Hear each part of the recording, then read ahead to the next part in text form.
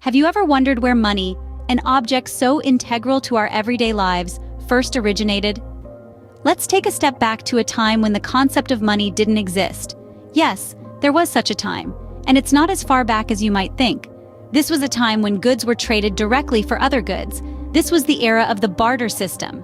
Imagine you're a farmer with a surplus of grain, and you need a new plow. You'd have to find a blacksmith who not only has the plow you need, but also wants your grain.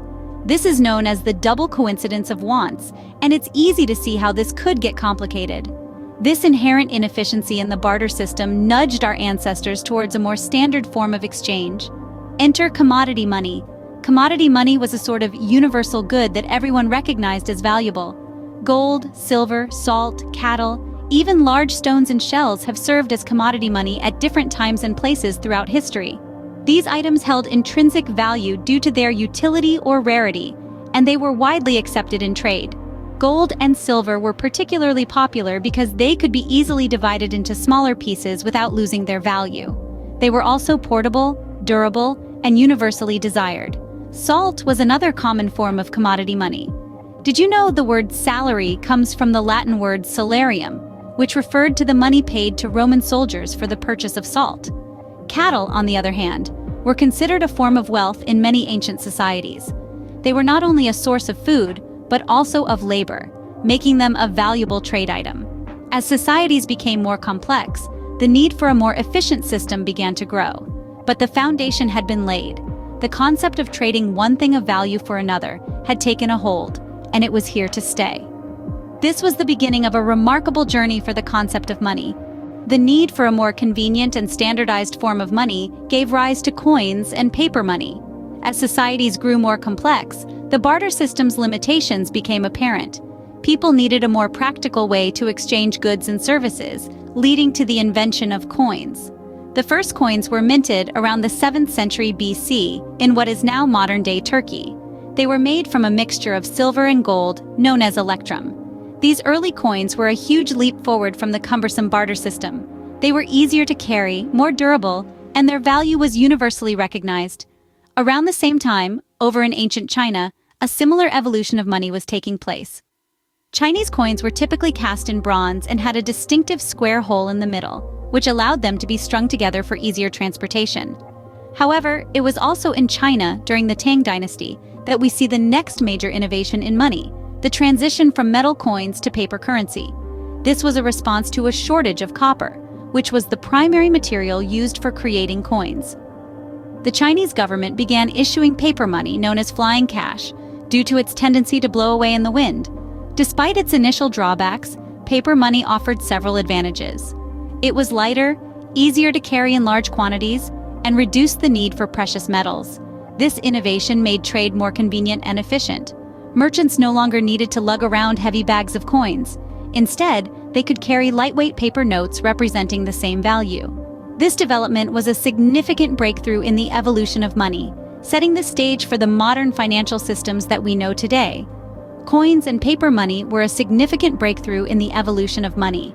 They revolutionized the way people traded and set the foundation for the financial systems we have today. The story of money, however, does not stop there. As we'll see, the journey continues with even more fascinating developments. As societies became more complex, so did the concept of money. This led to the birth of banking and credit. Now let's take a leap forward in our journey to medieval Italy, where the first banks were established. In the bustling marketplaces of Florence and Venice, merchants began to realize a need for streamlined transactions, a need that went beyond the barter system and even the use of coins and paper money. This led to the development of banking, a system where money could be stored, borrowed, and lent, all under one roof. These early banks were often run by wealthy families who had the capital to lend and saw an opportunity to grow their wealth by charging interest on loans. The concept was simple: you borrow money today and pay back more tomorrow. This is the fundamental idea behind credit, a concept that has shaped our economies for centuries. The impact of banking on the economy was profound. It provided a safe place to store wealth, and it offered a mechanism to invest in businesses and ideas. This fueled economic growth, as entrepreneurs and inventors no longer needed to have the money up front to start their ventures. They could borrow it and pay it back when their business became profitable. But banking also brought its own set of challenges. The risk of default, the potential for financial crises, and the ethical dilemmas of lending money at interest are all issues that societies have grappled with since the inception of banking. Yet, despite these challenges, the benefits of banking and credit have proven to be irreplaceable in our modern economies. They have transformed the face of money, from tangible coins and paper notes to a series of numbers on a screen, representing our wealth, our debts, and our financial futures. The birth of banking and credit marked a new era in the history of money.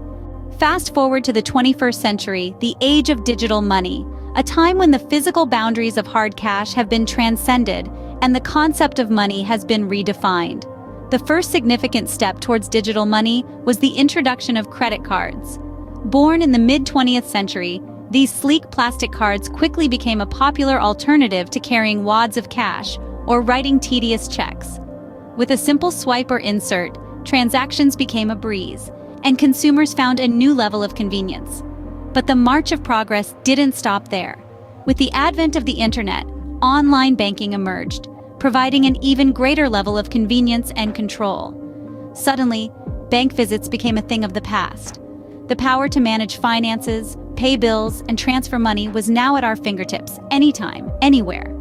Then came the advent of digital wallets, further revolutionizing our financial interactions.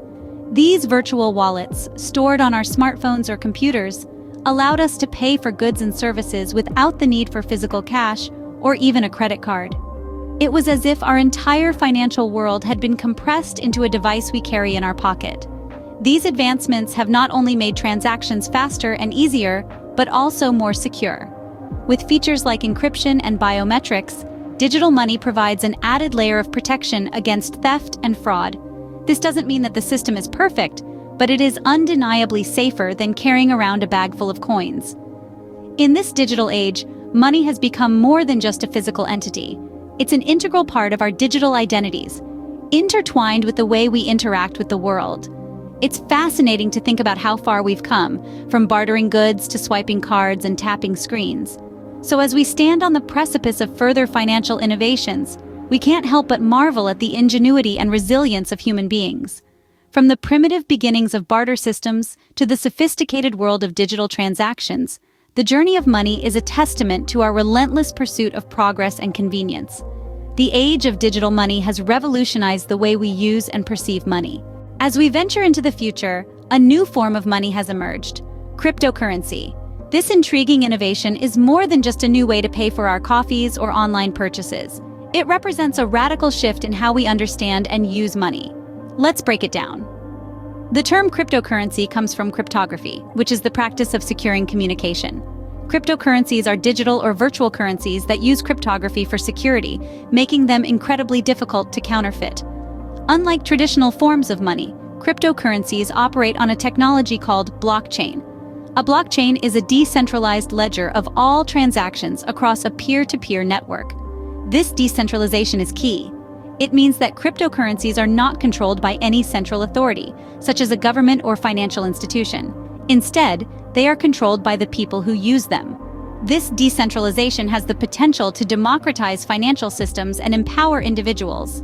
But how does this translate to the real world? Well, cryptocurrencies like Bitcoin and Ethereum have already demonstrated their potential to disrupt traditional financial systems. They offer a new way to store and exchange value, and they have the potential to eliminate the need for intermediaries like banks. Moreover, the transparency and security offered by blockchain technology could lead to more efficient and fair financial systems.